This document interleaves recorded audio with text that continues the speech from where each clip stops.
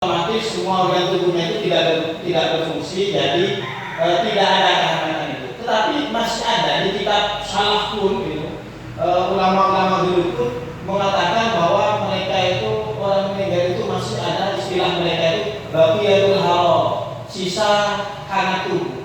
Makanya kita jangan kaget ketika kita mandikan terkadang jenazah itu kadang melek ketika ada saudaranya itu. Kenapa? Masih tersisa perintah dari otak.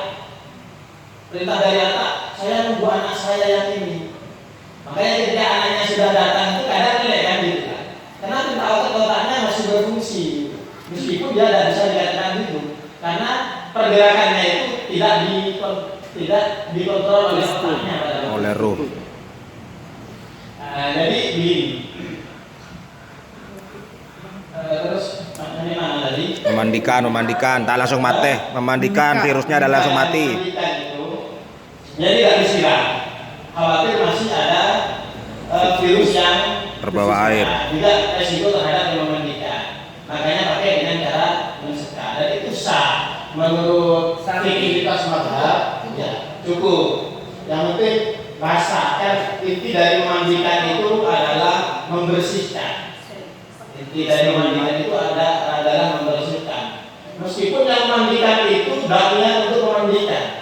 Tidak niat bahwa itu memandikan, tidak niat. Makanya ketika di masyarakat ada orang kalau nggak tahu niatnya, nggak apa sudah. Tanpa niat itu. Malah dalam dari fikih mazhab itu boleh memandikan meskipun yang memandikannya itu adalah orang kafir. Ketika tidak ada sama sekali. Karena dalam memandikan mayit itu kan maksudnya tujuan utamanya targetnya adalah membersihkan. Gitu. Itu kita ikut kalau yang begitu saja. Terus kemudian ada dua kemungkinan ketika orang itu di rame-rame bahwa ini COVID itu tidak mesti COVID. Kita harus tahu bahwa dia nyata COVID atau enggak. Karena ada dua kemungkinan. Yang pertama dia itu tidak nyata COVID. Yang kedua dia nyata COVID. Kalau sudah nyata COVID, maka acuannya adalah instruksi yang diberikan oleh MUI yang harusnya dijalankan oleh semua rumah sakit termasuk petugasnya. Maka itu bisa kita jadikan acuan bahwa SOP-nya ini seperti ini Pak, dan mungkin ini tidak dimandikan. Kalaupun ternyata tidak dimandikan, itu adalah tindak oknum. Tidak semua rumah sakit ketika ada orang terkena COVID itu mesti tidak dimandikan. Tidak semua seperti itu. Berarti itu ulahnya oknum berarti petugasnya. Kapan? Ya. Terus masih dimandikan ya, pemandikannya. Terus yang kedua adalah terkait jenazah yang tidak nyata COVID, tetapi ditemukan tanda-tanda COVID. Meskipun keluarganya tahu, ini saya tahu. Mulai dulu ini punya penyakit tetap memang gitu.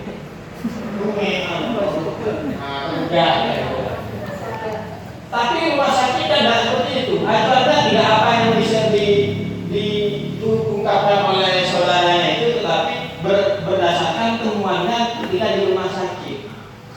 Maka rumah sakit itu mengambil tindakan preventif, artinya mencegah sesuatu yang tidak diinginkan, khawatir terjadi penularan tanpa ada kontrol dari rumah sakit.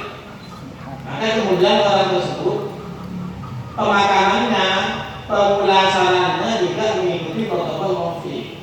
Nah, ini yang perlu disampaikan bahwa ketika rumah sakit itu melakukan protokol COVID, belum tentu yang bersangkutan itu COVID seperti itu.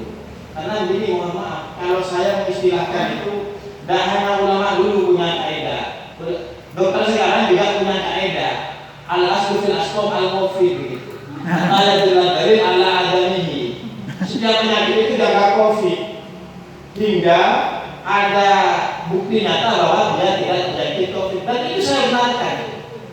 Demi untuk mencegah sesuatu yang tidak diinginkan, artinya menyebarnya COVID dengan tanpa bisa dikontrol seperti itu. Makanya kemudian ada kalanya rumah sakit itu bersikap lunak terhadap massa, artinya diberikan saya meskipun harusnya di protokol COVID. Kenapa? Rumah sakit tidak memastikan bahwa dia COVID. Tetapi ada kalanya rumah sakit dan pihak aparat bertindak tegas ketika yang bersangkutan sudah nyata-nyata COVID seperti itu. Terus masalah di kafani itu memang banyak temuan di masyarakat itu, terutama di mana, di Ajuh, Sumuran itu, Rawaduk itu memang yaitu pilihan umumnya di situ. Harusnya tidak terjadi seperti itu. Artinya jenazah itu tetap pakaiannya seperti itu. Cuma kain kafannya itu dia dilumpuhkan. Enggak, kok tahu apa dibuka kan? Dibuka. Itu yang saya sebut dengan demo. makna. Ada polisinya pun kali tunggang-langgang. Di demo. Terus orang rumah sakit. Di demo di rumah. Di demo, sampai di rumah di demo, akhirnya diusir. Kita kok kami akhirnya dibuka, dihancurkan itu kotaknya itu dihancurkan, ternyata ditemukan lumpuh. Jenazah ini kan internal ya, kita bisa bicara seperti itu. Tapi dari masyarakat kita harus bantah bahwa itu harus ada bukti bahwa jenazah itu tidak dirawat dengan baik, harus ada bukti. Kami katanya saya harus tahu sendiri, harus ada buktinya. Mana? Harus ada visualnya, ada jejak digitalnya gitu loh. Harus begitu dong ya, agar tidak semakin liar di masyarakat. Ketika ini semakin liar di masyarakat, maka setiap ada orang yang terkena COVID kemudian dikirim ke keluarganya mesti dibuka. Kenapa? Itu jadi bukan dalam bahasa itu jadi jurisprudensi bagi mereka itu. Gitu loh. Akhirnya mereka merasa itu dibenarkan untuk dibuka. Masa kemudian dia terlumpur, kafannya itu cuma diantarkan di atas. Celakanya tanpa perhitungan yang dari rumah sakit itu umumnya, karena ini mesti ribut nanti ini tokoh masyarakat tidak akan dengan mudah. Ya, keluarganya menerima. Hilaf. Makanya begini, artinya begini. Ada juga temuan di masyarakat, ada tokoh di mana itu dia bilang itu telepon ada. Ya. Awalnya keluarganya menerima saja, tanda tangan di protokol COVID. Akhirnya setelah 1 jam 2 jam sudah dimakamkan, ternyata banyak tetangganya itu malah manas-manasi. Sampai itu kok mau, malah sampai itu jadi isu sekarang bahwa sampai itu dapat uang dari rumah sakit, kok rela keluarga yang dibuka. Akhirnya keluarga itu berontak. Karena apa? Dia itu tidak merasa menerima uang. Dia cuma taat saja terhadap protokol COVID.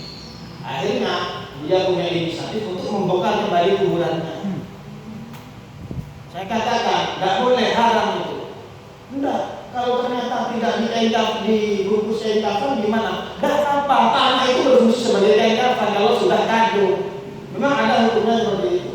Kalau kado, jenazah itu misalnya ada jenazah khawatir dimakan binatang buas atau ketemu siapa misalnya, harus segera dimakamkan. Ternyata dimakamkan tanpa dikain kafani.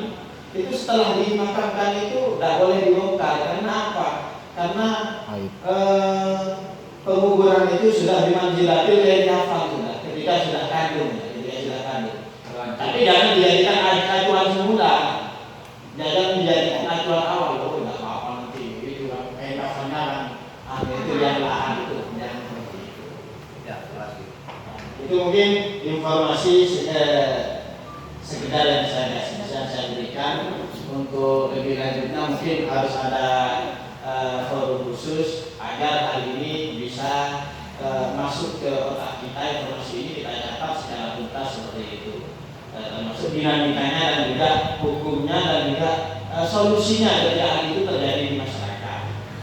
Ya, kita harus merasa beruntung ketika tokohnya atau keluarganya masih konsultasi dengan kita. Yang repot itu kalau tanpa konsultasi langsung dibuka karena panas dengan isu yang ada di luar.